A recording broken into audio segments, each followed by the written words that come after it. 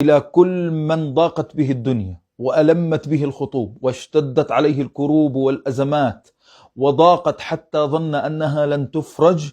اسمع مني هذه الصيغة بالصلاة على سيدنا رسول الله، إن شاء الله بتحل إلى كل المشاكل مهما كانت، بشرطين اثنين: الصدق واليقين على الله سبحانه وتعالى. اسمع الصيغة واحفظها، وكرر هذا الفيديو عشان تحفظ هذه الصيغة.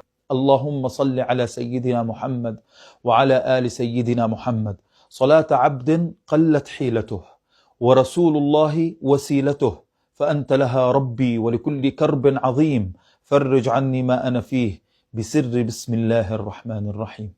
كرر هذه الصلاة على سيدنا محمد في اليوم 100 مرة، سيأتيك الفرج قريبا بإذن الله تعالى. ومن قصد باب الله لا يخيب، ومن كان وسيلته إلى الله رسول الله أبدا لا يخيب.